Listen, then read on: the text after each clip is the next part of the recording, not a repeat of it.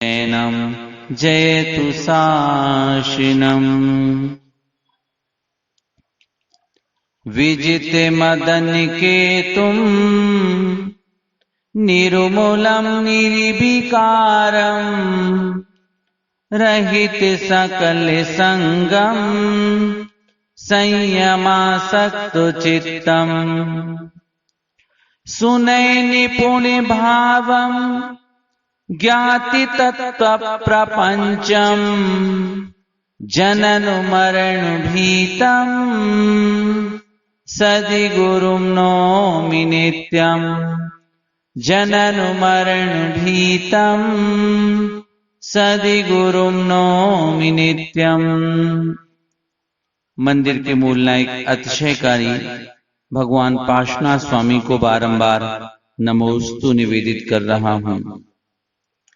गंजवासोदा नगर में विराजमान समूह शरण में स्थित इन सभी अरहंत भगवान को मन वचन काय से बारंबार प्रणाम निवेदित कर रहा हूं, जिनकी कृपा से आत्महित करने की भावना जगी है।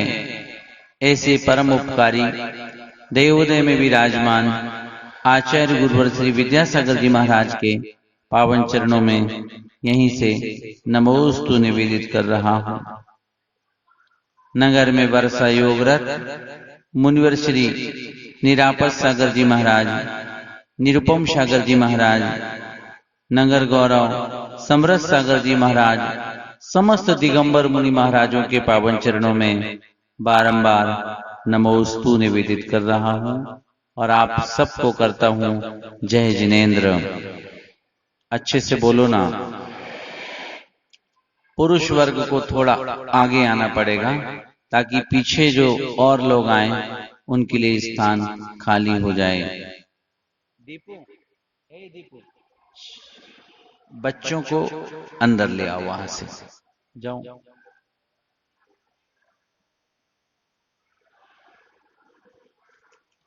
सिद्धों की आराधना चल रही है।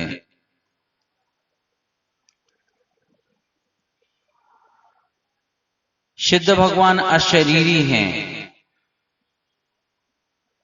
हम और आपको दिखाई ही नहीं देते।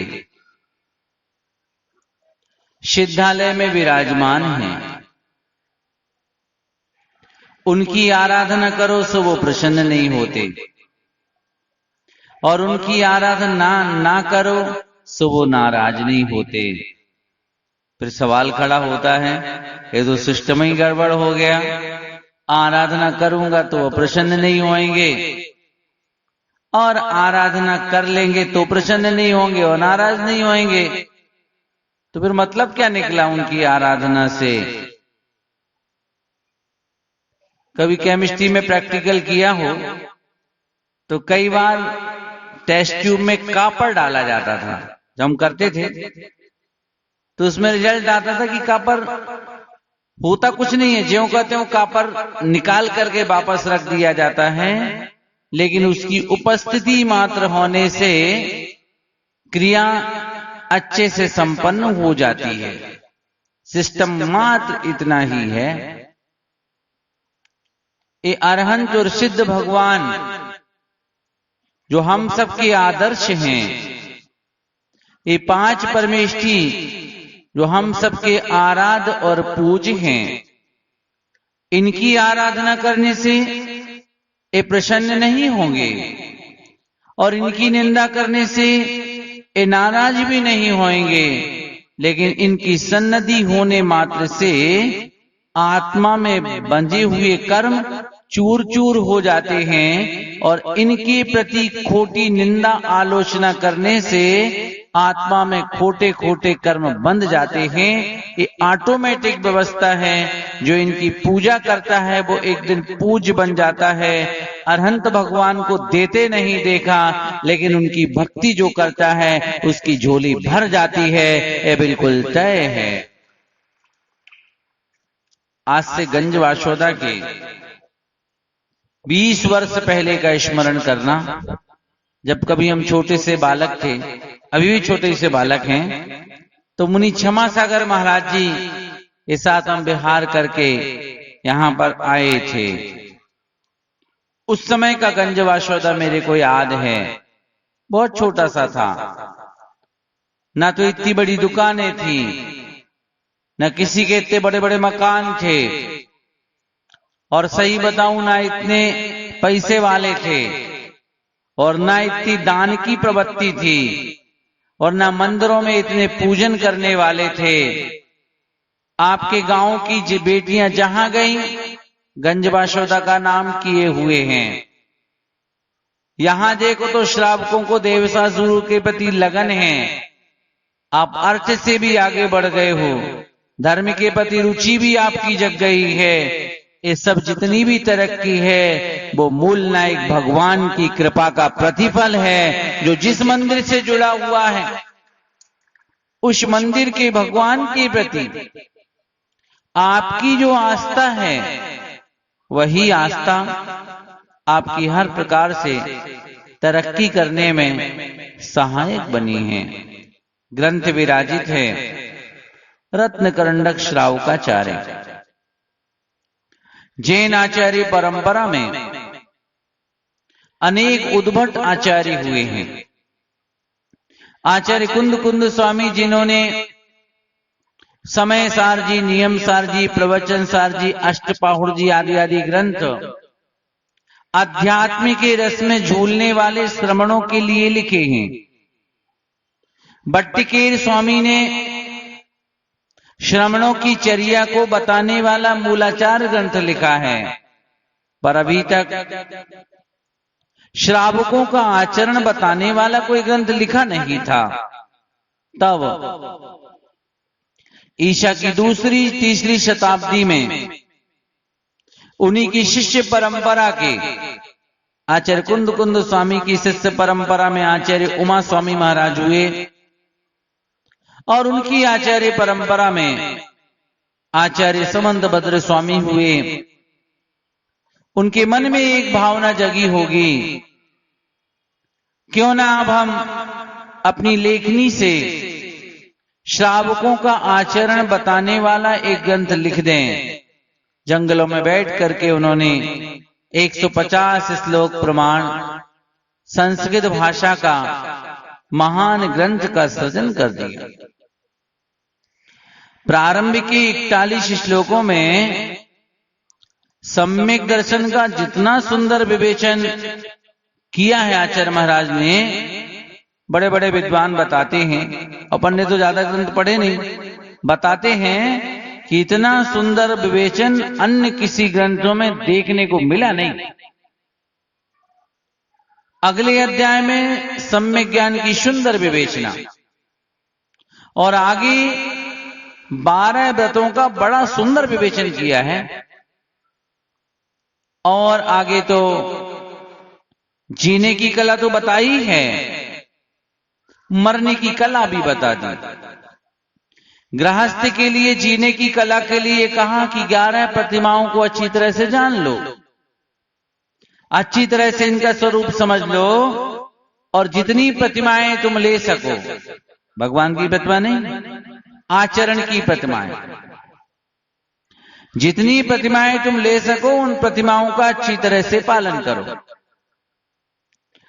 और इसके साथ में मरने की कला भी बता दी। एक पूरा अध्याय लिख दिया, संलेखना अधिकार जिसे कहा जाता है। ये संलेखना की कैसे जाती है, बहुत सुंदर विवेचन है। ग्रंथ पठनीय है, आप पढ़ते रहिएगा। इस ग्रंथ के एक श्लोक को आपके सामने रख करके धर्म चर्चा को आगे बढ़ाता हूं। अपनी बात को प्रारंभ करूं उसके पहले माता बहनों से भी निवेदन कर रहा हूं, अच्छी संख्या में हो, पीछे का स्थान थोड़ा खाली कर दोगे तो बड़ी कृपा होगी। थोड़ी सी माताएं बहनें और आएंगी तो उनको बैठने को स्थान बना रहेगा। पीछे वाली माताओं से बोलता हूं, थोड़े आगे आ जाओ, जल्दी आओ ना।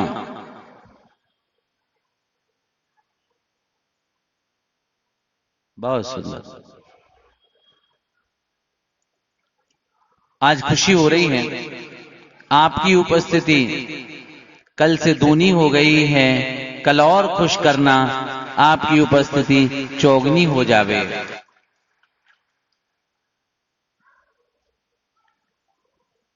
ऊपर जो बहन बेटियां बैठी हो, या तो घर चली जाओ, सुनो उस पट्टी पर देखो किसकी बहन है, किसकी पत्नी है और किसकी बेटी है, या तो नीचे आ जाओ, नहीं तो घर की ओर प्रस्थान कर दो। बहुत सुंदर। खैर, एक अच्छी विशेषता है, कहे बोल के लोग तो हैं यहां पर। सुनिएगा, आचार्य महाराज कह रहे हैं,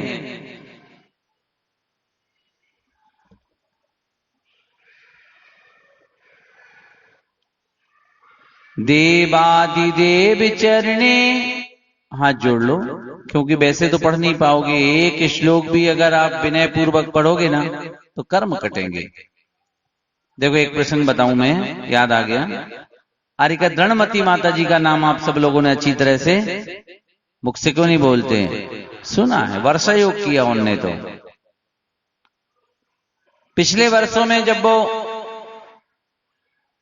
जबलपुर में वर्षा योग कर रही थी, आज से 10-12 वर्ष पहले, जब हम लोग सांगानेर से 25 भैया लोग माता जी से वेनारा जी के साथ में तत्वा सूत्र का 8वां सूत्र पढ़ने के लिए गए। शत संख्या क्षेत्र स्पर्शन कालांतर भावाल्प बहुत्वैश्य। और जब उस ग्रंथ की विवेचना हुई, मैं आपको बताऊं, माता जी बहुत विदुषी हैं, सरल हैं, सहज हैं।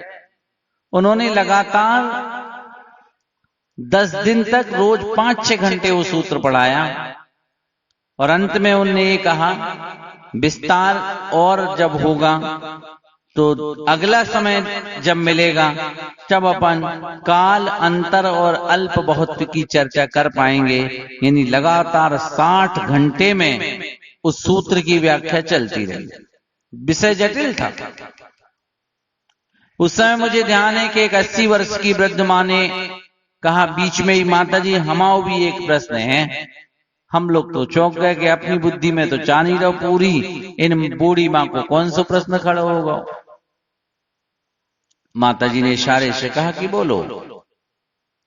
उस मां ने कहा, माता जी एक बात बताओ, सुबेरे भी आ रहे, दोपहर में भी आ रहे, संजय को भी आ रहे, समझ में कछुआ नहीं रहो, पुण्य लग है कि नहीं लग है। प्रश्न तो प्रश्न था, हमें लगा प्रश्न में दम तो है वाकई। उस समय माता जी ने मूलाचार ग्रंथ की कोई एक वट्टकेर स्वामी की गाथा को सुनाया था। गाथा तो मेरे को स्मरण में नहीं है, अल्प बुद्धि हूं, उसका भाव ख्याल में है। उस समय उन्होंने कहा था, यहां आचार्य महाराज कह रहे हैं, विनय पूर्वक जिनवाणी का पढ़ा हुआ सुना हुआ पाठ, ध्यान देना जरा, सुन रहे कि नहीं सुने, बोलो ना। विनय पूर्वक जिनवाणी का पढ़ा हुआ सुना हुआ पाठ ज्ञान का कारण बने या न बने, लेकिन भविष्य में केवल ज्ञान का कारण अवश्य ही बनता है। फिर क्या उस माने का, ठीक है माता जी ने आन दो समझ में, हम तो पूरी क्लास अटेंड करेंगे। विनय में कितनी बड़ी ताकत। इसलिए प्रवचन सार में आचार्य कुंद स्वामी को विनय मोक्ष द्वारम ऐसा लिखना पड़ा कि विनय किसकी विनय, अरहंत भगवान की विनय। मंदिर रोज आते हो, अरे बोलते क्यों नहीं, बोलो ना, नहीं आते तो मना करो ना, आते हो अच्छी बात है। शाम को भी मंदिर आते हो, बोलो ना, कोई खास बात नहीं, तीर नहीं मार लेते, जाने ही चाहिए, कर्तव्य है श्रावक का।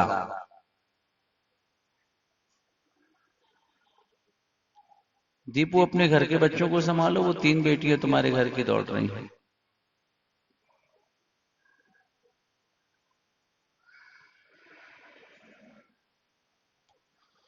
अब देखिएगा कि देव की विनय करना, मंदिर जाओ तो खूब विनय पूर्वक जय हो अरहंत भगवान आपकी जय हो, सिलेंडर हो जाना। फिर भगवान में कुछ भी नहीं हो। देखो इन चरणों में आओगे और अगर ये सोचोगे मैं कुछ हूं तो यहां से कुछ लेकर के नहीं जाओगे, और मैं कुछ भी नहीं हूं ऐसा सोच करके आओगे तो झोली भर करके ले जाओगे, क्योंकि अरहंत भगवान का दरबार है।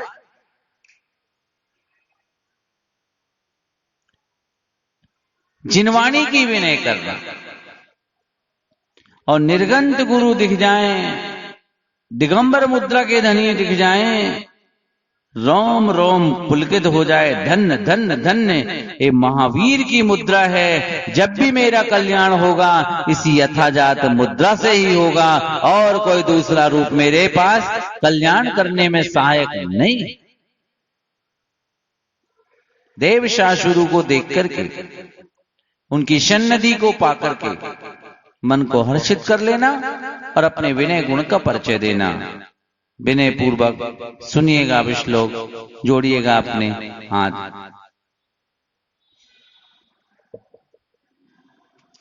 देवाधिदेव चरणे परिचरणम सभ्य दुख निर्हरणम, काम दुहि काम दाहिनी परिचिनुयादाद्रतो नित्यम। आचार्य महाराज यहां पर कह रहे हैं, देवादिदेव चरणे, देवों के भी जो देव हैं यानी अरिहंत देव, 18 दोषों से रहित वीतराग भगवान, सिद्ध भगवान, समस्त कर्मों से रहित, ऐसे अरहंत सिद्ध भगवान की एक शब्द लिखा नित्यम। नित्यम क्या अर्थ होता है? रोज, प्रतिदिन। जो देवादिदेव चरणे परिचरणम, जो प्रतिदिन अरहंत भगवान की आराधना करता है, सर्व दुख निर्हरणम, सभी दुखों का नाश होता है। संसार के जितने दुख है ना, धीरे धीरे सब समाप्त हो जाएंगे, धीरे धीरे सब समाप्त हो जाएंगे। अरहंत भगवान की आराधना करते रहो।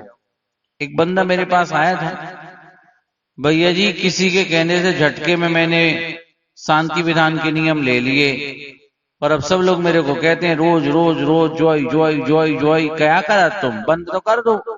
अब बताओ हम क्या करें, या फिर हम छोटो बालो शांति विधान करने लगे? प्रश्न रखा, मैंने कुछ उत्तर नहीं दिया। वो बंदा भी दिख रहा तो मेरे को उत्तर ख्याल आ गया।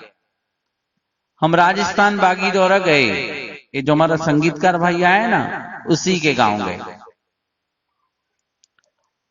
उनने मेरे को 2 महीने के लिए बुलाया था, मैं 2.5 महीने रुका।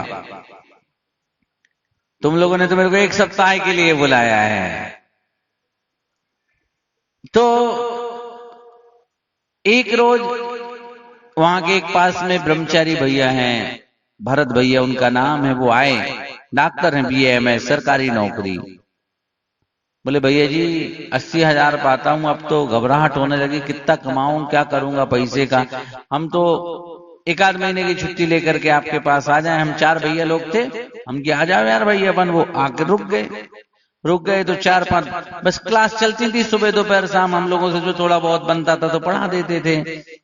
तो हम उनसे कहते थे आप भी अच्छे विद्वान थे, अच्छी गाथाएं याद, आचार्य महाराज ने कब कहा क्या प्रसंग बोला, बिल्कुल जवान पे। तो हम उनसे कहते थे कि एक क्लास आप ले लो, एक दिन प्रवचन आप कर लो। तो नहीं ऐसा हम नहीं करेंगे। तो एक दिन हमने प्रवचन करते करते क्लास लेते लेते बोली, खाते तो सब बराबर का है और बजाना भी चाहिए। आप कहने ठीक है, तो फिर एक काम करो, किस काम आई, हम बोल रहे। अब उन्हें प्रवचन करना चालू कर दिया। अब उनकी अपनी बागड़ भाषा थी, उस बागड़ भाषा में उन्होंने कहा, कई बार ऐसा लगता है सुबह उठो तो मंदिर जाओ तो कोई इबदी ठाड़ो हो के भलाई बैठे हो, इबदी ठाड़ो हो के प्रथम पड़े जो पाठ उदक चंदन जोई जोई जोई जोई जोई कबलो करत रहे जोई जोई। मंदिर आओ सुबह संजा को भक्ता अमर प्रणत मोल मरे प्रवाणा। जिसने राग देश का मादिक जीते, राग देश रोज कर रहे, और जिसने राग देश का मादिक जीते, राजा राणा छत्रपति के ले कबुंग कबुंग जोई लगत जोई जोई जोई जोई कबलो करत रहे जोई जोई। फिर मैंने सोची लगे रहो मुन्ना भाई, कब तक मोक्ष न मिले, जब तक दुनियादारी एक तरफ और हमारे धर्म जान करने का तरीका एक तरफ। ऐसी ही भावना होनी चाहिए।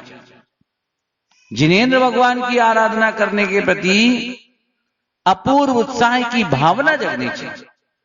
इसीलिए आचार्य समंतभद्र स्वामी कह रहे नित्यम यानी रोज देवादिदेव चरणे परिचरणम, देवों के देव अरहंत भगवान की जो अर्चना करता है क्रमशः धीरे धीरे सही परंपरा से सर्व दुख निर्हरणम, उसके सभी दुखों का नियम से नाश होता है। और फिर आगे कह रहे हैं काम दुही काम दाहिनी, मन वांछित फल को देने वाली है अनंत भगवान की भक्ति। और बहुत सुंदर बात, कामदाहिनी, खोटे भावों को शांत करने वाली है अनंत भगवान की भक्ति। क्या बात होगी, देखो मैं आपको बताऊं, पूरी दुनिया में इस मोबाइल ने और टीवी ने और दुनिया के प्रपंचों ने हम और आपके सामने ऐसा जाल बिछा रखा है, पग पग पर पाप करने के साधन बैठे। पहले तो कोई साधन ढूंढना पड़ता था, अब 1 मिनट में मोबाइल फोन के थ्रू जो पाप करना है उस पाप का साधन घर बैठे उपलब्ध हो जाएगा। सुन रहे नहीं सुन रहे, बोलो ना, बिल्कुल तय, मोबाइल में सब है। तो जानना कि चारों ओर पाप के जबरदस्त साधन हैं, लेकिन फिर भी आज जितने लोग यहां बैठे हैं, बहुतायत लोग बड़े बड़े पापों को करने से डरते हैं। कभी कभार कोई पाप हो गए हो अलग बात है, लेकिन पाप का साधन और अवसर भी मिला होगा, तुम्हें मिल जाता होगा। कोई शराबी मिलता होगा, कहते एक घूंट पी के तो देख यार क्या आनंद है, तुम कहते ठीक है सुन ली मैंने बात। कोई सिगरेट वाला कहता है एक फूंक करके तो देख क्या आनंद है, गुटखा खाने बिना तेरा भी क्या सूखा जीवन, तुम सुन करके रह जाते हो। और बड़े बड़े पाप के साधन आपको मिलते होंगे, लेकिन उसके बाद भी आप अपने को संभाल लेते होंगे कि नहीं नहीं मैं अच्छे कुल का हूं, इन खोटे कार्यों का फल बुरा होगा। ये जो आपके अंदर सोच आई और जो आप पाप से बच गए ना, अगर इसका कोई प्रभाव है तो अरहंत भगवान के चरणों में झुकाने वाले शीश का है। तुम उनके आगे शीश झुका रहे हो देवता गुरु के आगे, तो वह आराधना कामदाहिनी। अगर ये और इन चरणों से और नहीं जुड़े होते ना, अभी तो 10% 20% के पापी हो, सही बता रहा हूं, 90% के पापी बैठे होते तुम सब, हम भी बैठे होते। पाप करने से मन जो भयभीत हो रहा है ना, इन अनंत भगवान की आभा मंडल का प्रभाव है, साधु संतों की आभा मंडल का प्रभाव है कि मन त्याग की ओर उन्मुख हो जाता है, व्रत नियम संयम की ओर आकर्षित हो जाता है। पंच परमेष्टि में है ही इतनी शक्ति। पुण्य के योग से तुम्हें वर्षा योग मिला, तुम्हारे पुण्य के योग से इतना बड़ा ये विधान। सही बताऊं, ऐसे विधान के लिए महीनों संयोजना और महीनों मीटिंग होती है, तब कर पाता है व्यक्ति। लेकिन तुम लोगों ने चटमंगनी पट व्याह करके दिखा दिया और एक सुंदर समायोजन यहां पर कर दिया। देख करके मन को हर्षित करना, और इस हर्षित मन से क्या पाओगे, एक प्रसंग ख्याल आ रहा है, उसको बता करके आपको शिक्षा देना चाहूंगा। वह एक द्विज पुत्र था, धर्म से उसको तनिक भी रुचि नहीं थी। जैनियों के धर्म से तो और बड़ा द्वेष करता था। वो जिस कुल का था ना, उसे उस कुल के भगवान भी अच्छे नहीं लगते थे। युवा था और उसने एक संकल्प ले रखा था, धर्म की बात तो कभी सुनूंगा ही नहीं, और कभी कोई सुनाने लगता था तो अपने दोनों कान बंद कर देता था कि मेरा संकल्प है कि मैं धर्म की बात तो सुनूंगा नहीं। तुम लोगों का ऐसा संकल्प तो मुख से बोलो ना, नहीं है, इसीलिए तो सुन रहे हो। किसी के कान बंद नहीं है, सब सुने चले जा रहे हो। ये बात अलग है कि दो हैं से एक से सुन लेते होगे, दूसरे से निकाल देते होगे, लेकिन फिर भी कम से कम एक से ही सुन रहे हो। उसने तो नियम लिया था कि धर्म की बात सुनना ही नहीं। योग संयोग की बात थी। ऐसे ही खुले किसी धर्मायतन में धर्म की देशना चल रही थी। कोई ऐसे ही महायज्ञ चल रहा था, ऐसी ही कोई बड़ी पूजा चल रही थी, और अचानक उसके कानों में वो आवाज पहुंच गई। वो समझ नहीं पाया कि ये धर्म की आवाज है। सुमधुर संगीत चल रहा था, सुन करके वह गुनगुनाने लगा। जो बात चल रही थी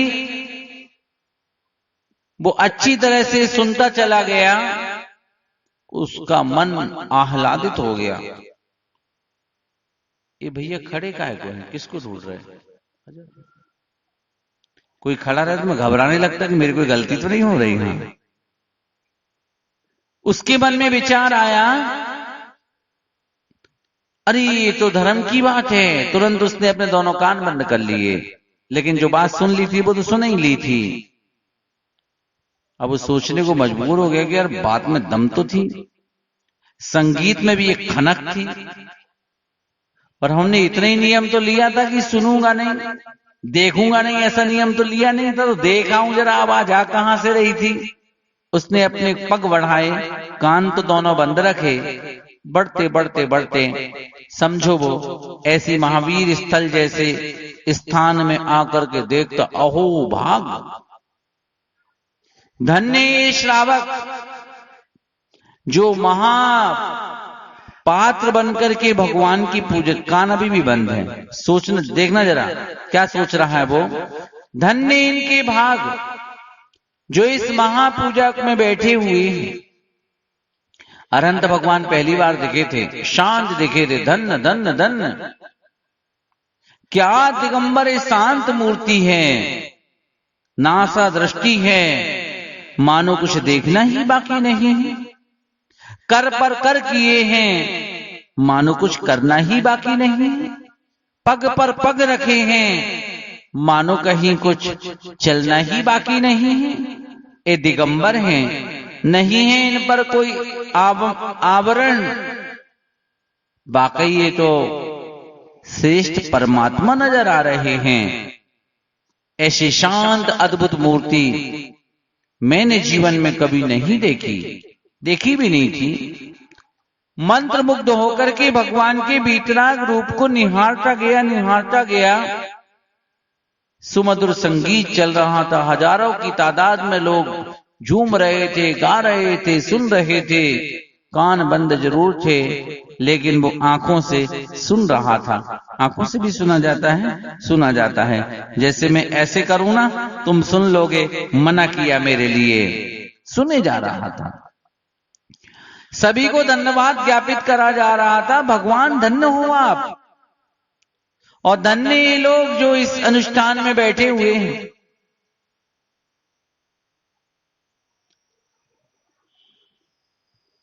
थोड़ा दूर दूर बैठ जाओ बेटियां।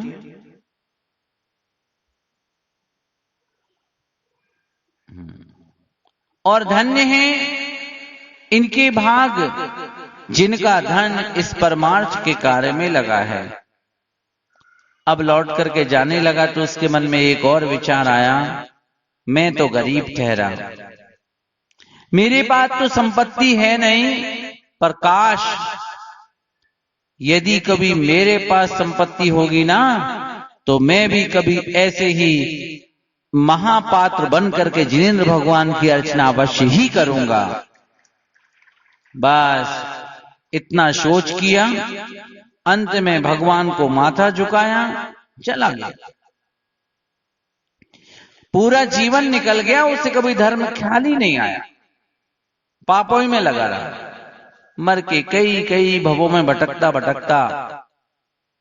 किसी एक भव में उसे राजकुल में जन्म लेने का अवसर मिला, राजा का पुत्र हुआ, राजा महाबल का बेटा उदय कुमार। बचपन से ही धर्मनिष्ठ, रूपवान, गुणवान। 18 वर्ष की दहलीज पर वह पहुंचता है तो अपने पिता से बोलता है कि पिताजी, एक मेरे मन में जिज्ञासा है। बोलो बेटे, ये संपत्ति किसकी है? बेटा क्या हो गया तुम्हें? तुम इकलौते बेटे हो, ये सारी संपत्ति तुम्हारी ही तो है। परमार्थ की दृष्टि से पूछो तो किसी की नहीं है, जड़ है संपत्ति तो। आज अपने हाथ में, कल किसी और के हाथ में। और व्यवहारिक दृष्टि से पूछो तो ये संपत्ति तुम्हारी है, क्योंकि कुछ दिनों बाद तुम्हें घर बार छोड़ करके आत्महित करने के लिए जाने वाला हूं। नहीं पिताजी, मैं व्यवहारिक दृष्टि से ही पूछ रहा था। हाँ बेटे, सारी संपत्ति तेरी ही है। तो फिर पिताजी, मेरे मन में एक भाव आ रहा है, इस संपत्ति में से थोड़ी सी संपत्ति निकाल करके 8 दिन का एक महायज्ञ श्री सिद्ध चक्र महामंडल विधान की पूजा रचवा दो। बेटे, तूने तो मेरे मुंह की बात पकड़ ली, पर थोड़े से धैर्य रखो। तुम्हारा विवाह हो जाने तो फिर मैं करवा दूंगा। पिताजी, विवाह के बाद फिर से करा देना, लेकिन अभी मन की आवाज आई है तो रोको मत। पिताजी ने बात को स्वीकार किया। ठाट वाट से 8 दिन की सिद्ध चक्र की आराधना। उस समय जो भी महायज्ञ में जिस प्रकार की भी पूजा होती हो, ग्रंथ में महायज्ञ लिखा, बड़ी पूजा करवाई। पूजा के बाद पिता का मन तो वैराग्य से भरा था। बेटे को राज तिलक करके जाकर के दीक्षा अंगीकार की। बेटे ने मन में सोचा, मेरे पिता इतने बुद्धिमान थे, उन्हें ये सब राग रंग ठीक नहीं लगा। इसका मतलब है दीक्षा लेने का आनंद तो अद्भुत है। और फिर वह सोचने लगा, जे संसार विषय सुख होता, तीर्थंकर क्यों त्यागे, काहे कौशिब साधन करते, संयम पथ अनुरागे। फिर क्या था, एक दिन उस उदय कुमार ने भी युवावस्था में अपने गर्भस्थ बालक को रास तिलक किया और जंगल में जाकर के नग्न दिगंबर जैनेश्वरी दीक्षा को अंगीकार कर लिया। और ऐसा जबरदस्त तपस्चरण किया, ऐसा जबरदस्त तपस्चरण किया कि एक दिन केवल ज्ञान को प्राप्त कर लिया, अरहंत भगवान बन गए। किसी एक बब्ब जीव ने आकर के पूछा, अरहंत प्रभु, आपके अतीत को जानना चाहता हूं। सुनो, मेरे अतीत को जानने चाहता हूं, चाहते हो तो बताता हूं।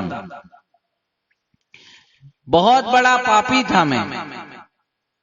धर्म मुझे अच्छा नहीं लगता था, क्योंकि उनके ज्ञान में तो लोक और लोक सब कुछ दर्पण के समान प्रतिभाषित होने लगे थे, क्योंकि वो सर्वज्ञ थे। उन्होंने कहा कि मैं तो बड़ा पापी था। एक बार द्विज पुत्र की पर्याय में धर्म का इतना कट्टर विरोधी था कि धर्म अच्छा नहीं लगता था, धर्मात्मा अच्छे नहीं लगते थे। धर्मात्मा दिखते थे तो मेरे को अपने शत्रु लगते थे। धर्म की कोई बात कहता था तो मुझे कड़वी लगती थी, कर्ण को अप्रिय लगती थी।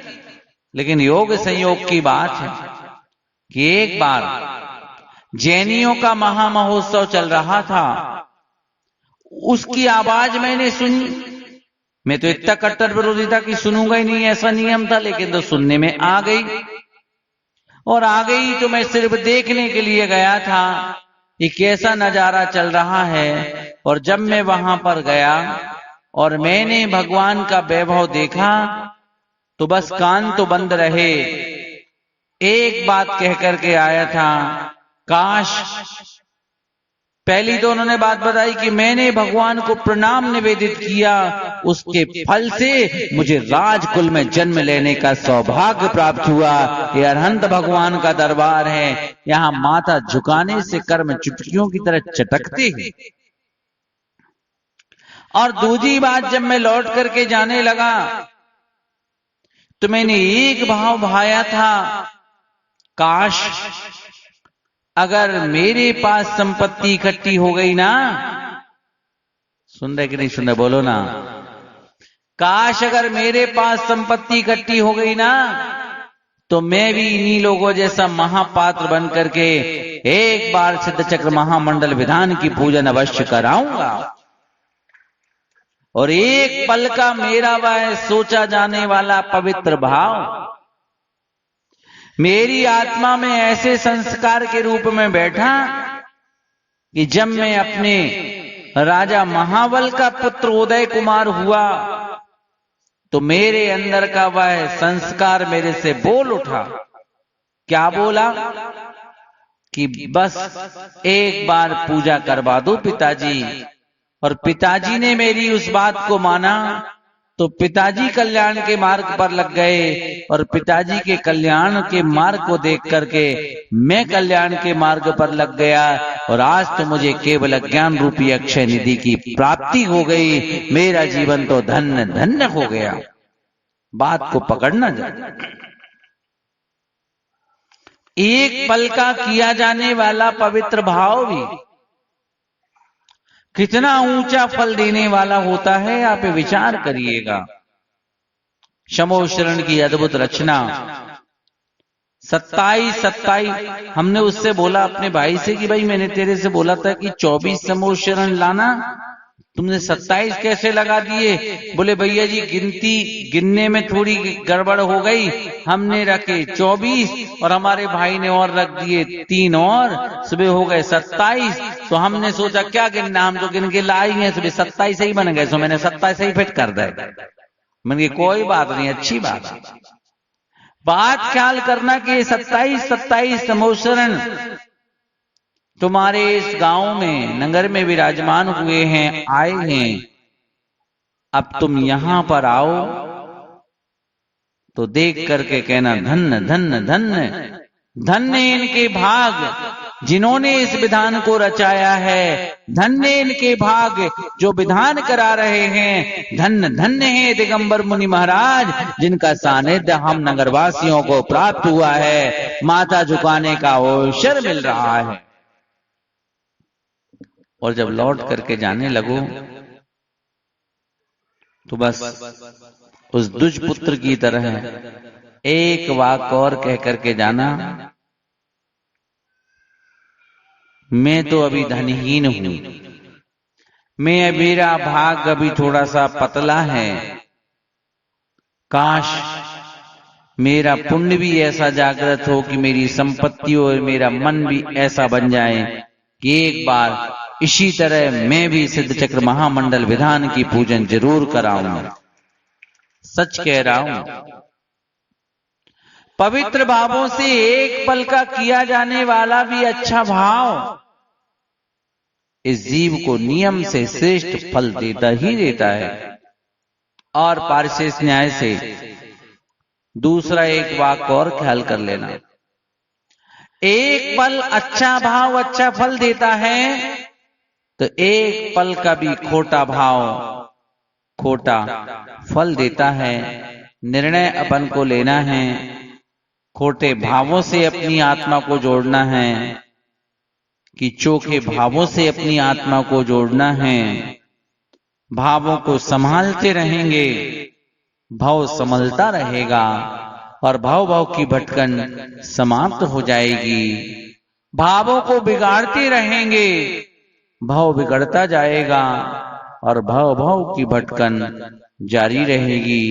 निर्णय अपन को अपने आप से लेना है कि संसार की भटकन के प्रवाह में बढ़ना है, कि संसार की भटकन को समेटना है। अगर भटकन को समेटने की भावना है तो अपने धर्मायतनों को देख करके, जिनवाणी को सुन करके और महापूजाओं को देख करके कोई ऐसा भी हो सकता है जो कहेगा अरे परूषण तो अभी आने वाले थे, कोई मतलब नहीं है, इतनी बड़ी रचना काय को रच दी। ऐसे भी कोई कह, तुम्हारे गांव में तो वैसे कोई नहीं कहेगा, कोई दूसरे गांव में ये रचना हुई तो कोई कह सकता था। और कोई ये भी कह सकता कि सही में हमने तो सोचा ही नहीं था, सही में इस परिसर महावीर विहार में आओ तो अब तो ऐसा लग रहा है जैसे कोई स्वर्ग यहाँ पर स्थापित हो गया हो, भगवान का समोशरण वास्तव में आ गया। बस आप सबसे ही कह रहा हूं, आज तो द्वितीय दिन था, कल 64 रिद्धि मुनि महाराजों की पूजन होगी। रिद्धि संपन्न वो मुनि महाराज जिनका हम और आपको अभी सानिध्य ही नहीं मिल पा रहा है, क्योंकि वो तो विदेश क्षेत्र आदि में विराजित हैं। ऐसे उन मुनि महाराजों को कल यहां अर्घावतरण करेंगे। सुबह 5:45 बजे बुलाया है, सुन तो रहे हो आप लोग, बोलो ना। विदेश क्षेत्र में एक मुनि महाराज जी विराजमान थे, मुनिशंग विराजमान था, आचार्य परमेष्ठी नहीं थे। तो एक मुनि महाराज ने ऐसा हाथ उठा दिया तो दूसरे मुनि महाराज जी कहने लगे कि महाराज जी किसके लिए आशीर्वाद दे रहे हो? महाराज जी के लिए तो आशीर्वाद देते नहीं, लेकिन श्रावक के लिए आशीर्वाद देते हैं। तो यहां तो कोई श्रावक है नहीं और आप आशीर्वाद दिए चले जा रहे हो, दिए चले जा रहे हो। तब वो रिद्धि संपन्न मुनि महाराज ने कहा, सुनो, अकारण कुछ नहीं कर रहा हूं, तो क्या वजह है? उन्होंने कहा, मानो मध्य लोक में भरत क्षेत्र के आर्यखंड में भारत देश के विदिशा जिले के गंज बासोदा के महावीर नगर में महावीर विहार में सिद्धचक्र विधान के मंगल अवसर पर एक श्रावक ने नमोस्तु निवेदित किया है, उसके लिए हम यहां से शुभाशीष दे रहे। देखो, इस जड़ शब्द में इतनी बड़ी ताकत है, इसको अभी लंदन और अमेरिका भिजा सकते हो आप मोबाइल फोन के थ्रू। बात पकड़ना जरा। इस जड़ शब्द में, पौद्गलिक शब्द में इतनी बड़ी ताकत है कि इसको एक पल में धारावाहिक रूप से, ये आवाज वहां देखो अभी ये चल रही ना, लाइव चल रही है, तो पता नहीं कितने सारे लोग घर बैठ करके देख रहे होंगे और सुन रहे होंगे धारावाहिक रूप से। और अगर उसकी कोई आवाज सुने तो वो बोलेंगे तो उसकी आवाज भी यहां आ जाएगी। जब जड़ शब्द में, पुद्गल में इतनी बड़ी ताकत है, तो आत्मा की ताकत की तो बात ही अलग है, और भावनाओं की ताकत तो और बड़ी है। अपनी भावनाओं में इतनी बड़ी ताकत है, अगर अच्छी भावना से अर्घावतरण करोगे ना, तो विदेश क्षेत्र में विराजमान उन मुनि महाराजों के लिए शुभाशीष देने के लिए मजबूर होना पड़ेगा। कल ऐसी ही उन रिद्धिधारी मुनि महाराजों की यहां पर पूजन होगी, ऐसी अपेक्षा रख रहा हूं।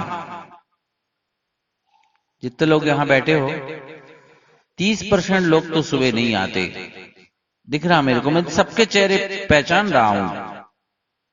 कोई बात नहीं, 2 दिन नहीं आए सो कोई बात नहीं, कल आपको आह्वान करता हूं। ऐसा कोई अच्छा श्रावक इस परिसर में और जो घर में हो, वो कह रहे कहां बिठाओगे भैया जी? अरे भगवान का समोसरण है, जो आते जाएंगे वो समाहित होते चले जाएंगे, चिंता की बात मत करो, तुमको तो आह्वान कर रहा था। रविवार का दिन है, बच्चों के स्कूल का भी बहाना नहीं है, और अगर मोबाइल फोन के थ्रू कक्षा लेते भी हो, पढ़ते भी हो ना, तो उनसे कहना दुनियादारी के सारे कार्य एक तरफ और सिद्ध चक्र महामंडल विधान की 64 रिद्धिधारी मुनि महाराजों की पूजन एक तरफ। और उस प्रतीक रूप में कल 2 दिगंबर मुनि महाराज जी अपने बीच में विराजित रहेंगे। अरे अरहंत भगवान का समोषण रहेगा। उस मध्य में किसी हमारे इस भाई ने मेरे से पूछा था कि भैया जी आप अरहंत भगवान मुनि महाराजों के आगे प्रणाम के लिए कल बोल रहे थे, उच्चैर गोत्रम प्रणति, भगवान को प्रणाम करने से उच्च, मुनिराजों को प्रणाम करने से उच्च गोत्र की प्राप्ति होती है। तो बोले अगर एक मुनि महाराज को प्रणाम करेंगे तो उतना फल मिलेगा, और अगर हम दूसरे मुनि महाराज जी को करेंगे तो कितना मिलेगा? हम कह 100% की डबल मिलेगा, इसमें कोई संदेह नहीं। और एक साथ 100 मुनिराजों के आगे सिर झुकाओगे तो 100 गुना फल मिलेगा, इसमें कोई संदेह नहीं। बात को ख्याल करना, साधु के दर्शन करने मात्र से कर्म कटते हैं, दिल में श्रद्धा की ज्योति हो बस। आप सब लोग, समय हो गया, 10-12 मिनट हमने आपके ज्यादा ही ले लिए। कल फिर आओगे ना? बोलते क्यों नहीं हो? सुबह भी आ जाना, शाम को भी आ जाना।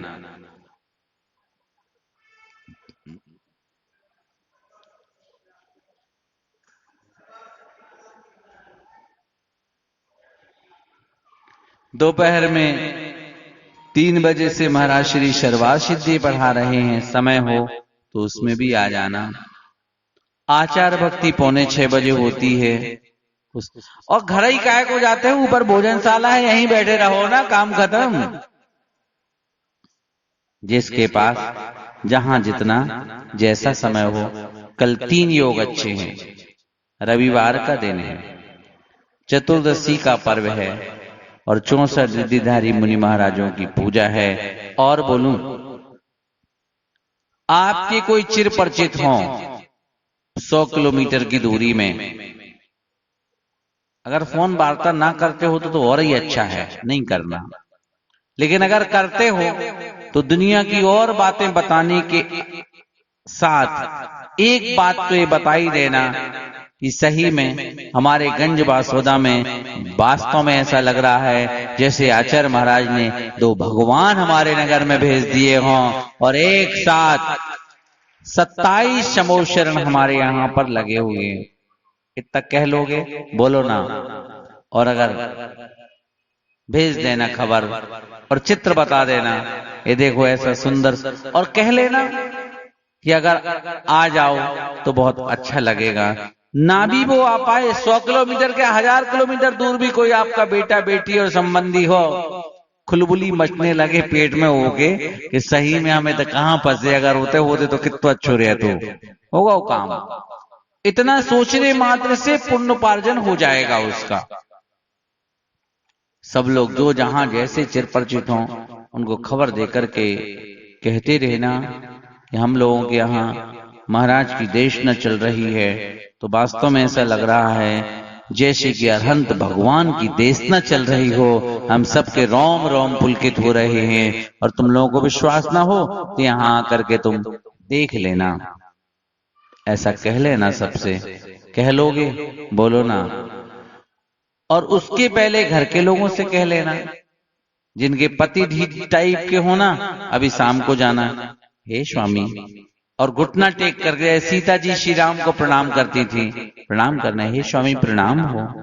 मंदिर में महावीर हार में समोशरण आया है, जाना स्वामी प्रणाम, बस। और इसके आगे कुछ मत बोलना। वो सोचने के लिए मजबूर हो जाएगा कि ताड़का चाची सीता रानी बन कैसे गई आज, नहीं समझ रहे, अहो भाग्य मेरे, अहो भाग्य मेरे।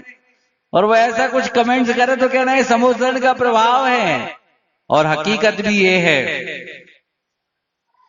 और हकीकत भी ये है, जीवन ऐसा होना चाहिए, धर्म सभा में आने वाला कोई और हो और धर्म सभा से जाने वाला कोई और हो। आने वाला पापी था, जाने वाला पुण्यात्मा और धर्मात्मा है। रोम रोम में देव शास्त्र के प्रति श्रद्धा को बढ़ा करके जा रहा है, अच्छे कार्यों को करने के प्रति ललक बढ़ा करके जा रहा है।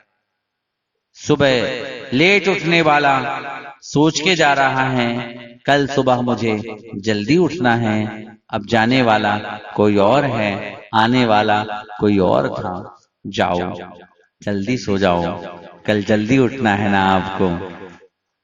ज्यादा देर करूंगा, खड़े हो जाओ जिनवानी स्तुति के लिए।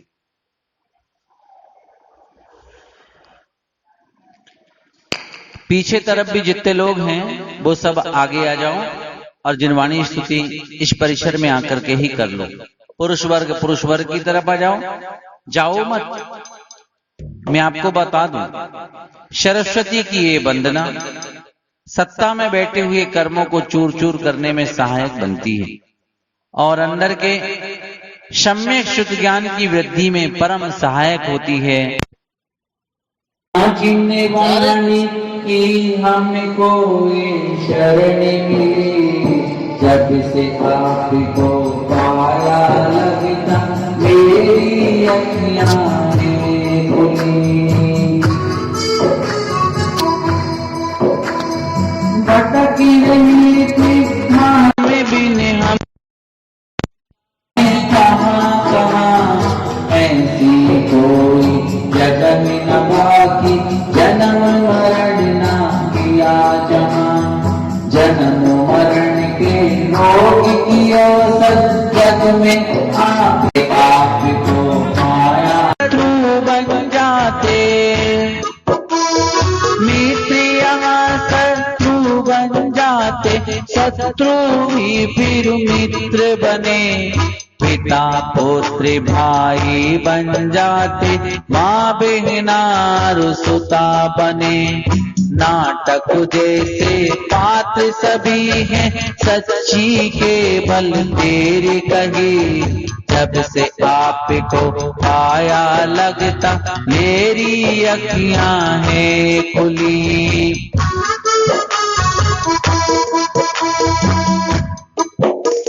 सभी द्रव्यों को भोग चुके हैं, कोई जग में नया नहीं। नए रूप में हमें लुभाता मोही छलिया दिखा वही। शरण आपके जब से पाई, शरण आपके जब से पाई, मोह की फिर ना एक चले। जब से आपको पाया लगता मेरी अखियां हैं खुली। तन भी जब ना मेरा अपना, पर द्रव्यों की बात कहा। तेरा मेरा करते करते बिता दिया सब काल यहाँ। वेद ज्ञान तुमने सिखलाया, वेद ज्ञान तुमने सिखलाया। जब दुर्मत की बात टले, जब से आपको पाया लगता मेरी अखियां हैं खुली। बड़े भाग्य से माँ जिनवाणी, बड़े देखो भैया एक और बोल। वैसे तो मोबाइल फोन रखना अच्छा नहीं है, उसका उपयोग करना भी अच्छा नहीं है, लेकिन ऐसे अवसर आए तो उपयोग करना उन पापों की अपेक्षा। ओ बड़े भाग्य से माँ जिनवाणी के हमको ये शरण मिले। जब से आपको पाया लगता मेरी अखियां हैं खुली। जावाणी के ज्ञान थे सूझे लोक अलो।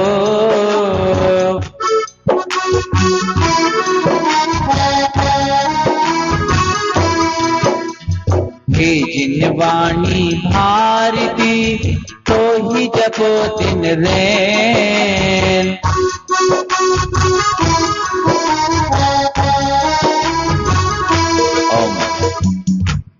एक बार मंत्र बोलना है 3 बार। दोनों ऊपर हाथों को उठाइएगा। बड़े बाबा का जितना मंदिर है उतना ऊंचा करिएगा। शांतिनाथा शांतिनाथा शांतिनाथा रक्षुमा। पार्श्वनाथा पार्श्वनाथा पार्श्वनाथा। अरे जिसके हाथ हो तो उपयोग कर लो। शांतिनाथा शांतिनाथा शांतिनाथा रक्षुमा।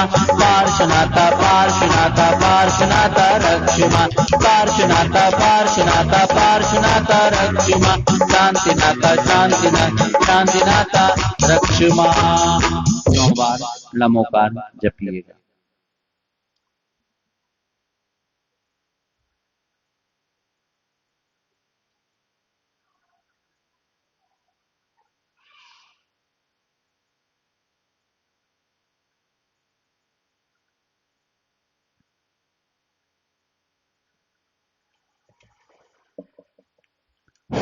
भगवान को शीश झुकाइएगा।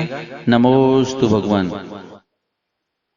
सभी को मेरा जय जिनेंद्र।